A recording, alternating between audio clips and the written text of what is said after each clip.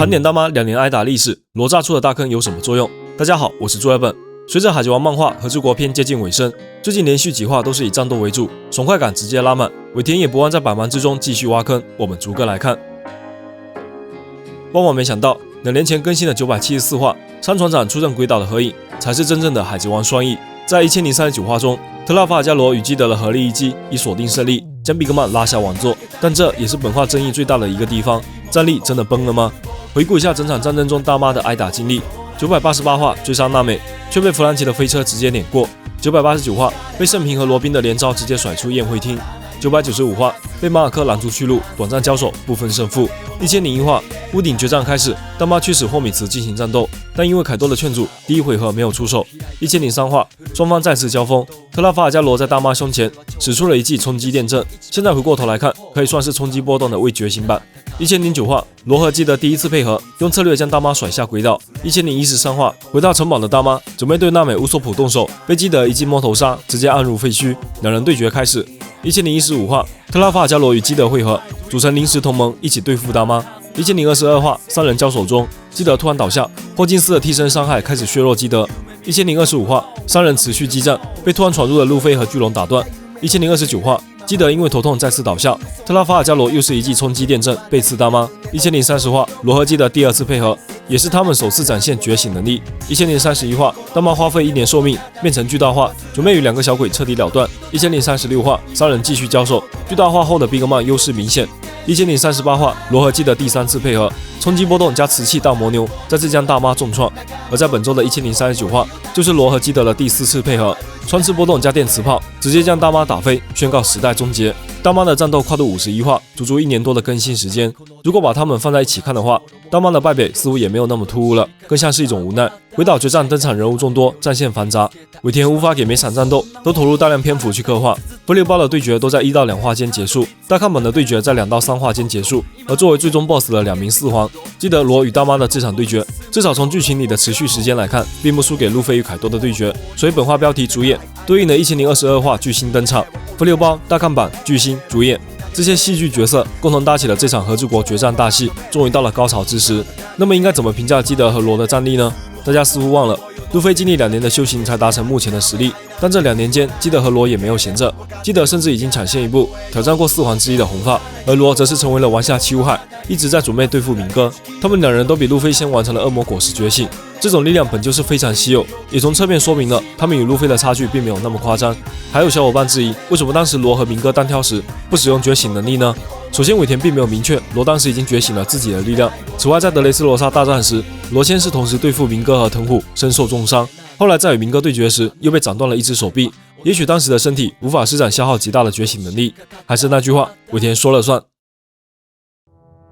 感谢顽强的比格曼，让我们看到了更加强大的觉醒能力。1039话应该算是恶魔果实力量的大乱斗，3个人都将自己的能力开发到了惊人的境界，与路飞、凯多凭借霸气战斗的思路完全不同，算是一场超人系能力者间的巅峰对决。先来看大妈的混混果实，我们在之前的蛋糕岛篇已经见识到了她的惊人力量，夺取他人灵魂并加以利用，能够打造出一个灵魂王国。而当灵魂的力量用于自己身体上，所产生的效果可谓是奇迹。本话中，大妈再次使用灵魂赋予自己受伤的骨头，使她拥有了另一种生命，并瞬间完成了复苏。大妈不仅力量暴涨，身后还出现了黑色闪电，与当时圣平对决福之福铁链爆发武装色霸气时的效果十分接近，说明大妈的力量再次得到了提升，有点像是混混果实版的2档。这种能给自己紧急治疗的招式，让我想起了当时被罗重创内脏的明哥，也是用细线在体内紧急修复，但混混果实的用法显然更加高级。1039话另一大亮点即是那个名为3000里的灵魂怪物，招式全名模仿炮3000里，致敬了日本经典动画《3000里寻母记》。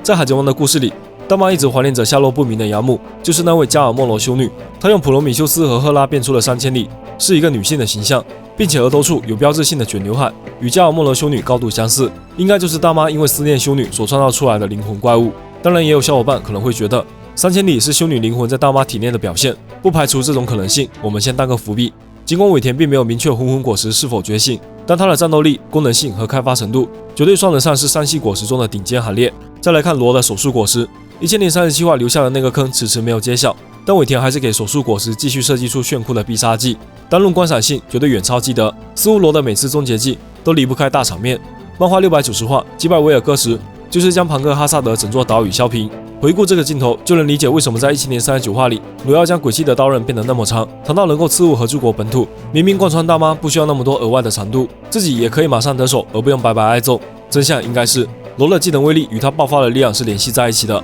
他使用的力量越多，最终造成的威力也越大，表现出来的论范围也就越大，刀刃越长。为了一次性解决大妈，他必须尽可能提高冲击的力量。此外，还有一个更重要的原因，我们在下一个细节大妈的败北里再来分析。最后来看磁石果实，这个能力的觉醒效果目前已经明确，一个是能够将磁力赋予其他人或物体，使其拥有吸附金属的引力，亦或是将磁极 S 和 N 分别赋予两个物体，使它们因为强烈磁力吸附在一起，有88果实内位了。第二个觉醒能力是电磁感应，好家伙，在动漫的世界里讲科学是一件多么不科学的事。记得如果能够利用磁场制造电流，那也算是半个响雷果实了。总的来说，磁石果实觉醒后的能力更加偏向于硬碰硬，无论是磁气大魔牛，还是磁力赋予，亦或是电磁炮，依然是用最朴素的攻击将对手击败，一点也没有像罗那样的花里胡哨。魔牛能够将大妈撞出内伤，纯粹是力量上的胜利，也符合基德一贯的莽夫人设。但是电磁炮这种类似能量冲击的招式，真的能够破防比格曼吗？还是说基德从一开始就没有打算直接炸死大妈？仔细看1039话，最后大妈被基德轰飞的镜头，身体并没有真的被电磁炮轰穿。对比当时大妈用明光炮打穿润体的镜头，两者差距是不是有点大呢？带着疑问，我们回过头来看罗当时的话，还不够，还要再扎深一点。罗的穿刺波动将鬼岛连同下方的和之国土地一起炸出了巨大坑洞，但实际上这些冲击并不会对大妈构成伤害，算得上是无用功。相比之下，上一话时罗的出手干脆利落，根本不给大妈还手的机会。本话他为什么要冒着巨大风险，也要将刀刃刺入地底，炸出这么大的洞呢？如果不是罗拿命耍帅，那就只有一个解释，这是计划的一部分。当罗刺穿鬼岛后，先后给到大河与桃之助的镜头，通过他们，我们看到了天上地下两个不同视角的大洞，它们完全贯穿，直达地底深处。冲击因为是从大妈胸前发动，所以爆炸的大坑就在大妈身后不远处，甚至大妈还有个抓住地板的小动作来避免自己坠落。然后我们再来看罗的另一句台词：“动手啊，尤斯塔斯当家的。”这句话再次证明，其实这两人间是有一个作战计划的，呼应了前面两人争吵时罗省略掉没有说完的话。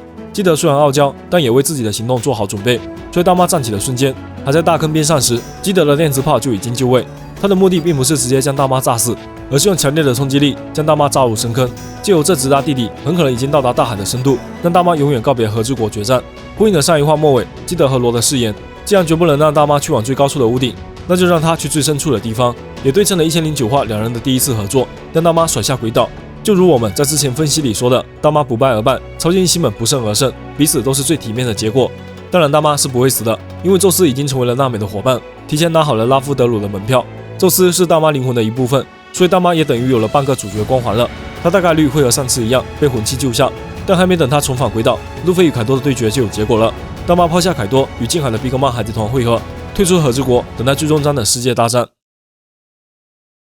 最后来聊聊本话开篇的一个小细节，桃之助听到神秘呼唤，尾田很贴心的画上一张全景图，向我们展示了当时在空中的鬼岛外围，并没有其他明显的人影出现，唯一有可能飞入空中的不死鸟马尔科也被排除了，所以桃子听到的声音大概率不是来自目前鬼岛上的角色，而是之前1037话末尾出现的相助。在那一话的分析里，我们曾经详细解释过相主与桃之助之间这种独特的声音力量。相主因为桃子发出了愿望，来到和之国帮助草帽联军赢下战斗，而目前正好就摆着一桩大危机，需要相主的力量才能化解，那就是即将坠落的鬼岛。本话一开始，桃之助就凭借自己的力量，努力将鬼之岛脱离花之都，但即便最后鬼之岛不会砸到百姓，他坠落后岛上的人也难逃一劫，这就需要桃子在凯多的应云消失后，有另一股力量能够将鬼岛撑住，让岛上的武士们都能安全落地，鬼之岛最终平稳放在花之都边上，说不定我们还能看到百姓与光月家武士相拥而泣的感人画面。上一话里我们脑洞大开，猜测相主会用浇水的方式来熄灭鬼岛目前的火势。本话罗的穿刺波动又打通了宴会厅与地下武器库，连续给到桃之助与大河的镜头不会是无意义的，这大概率又是尾田的伏笔。我莫名有种更加大胆的想法，也许最后浇水环节会变成相主自下而上，用鼻子从鬼岛底部往上面喷水，先熄灭炸药，再逐一平息火势，刚好与自上而下的这场大火对称。无论如何，和之国篇最后的场面应该会非常有趣。以上就是本期海贼王1039话的细节伏笔分析，我是朱尔本，感谢大家收看本期视频，欢迎在评论区聊聊你的看法，我们下期见。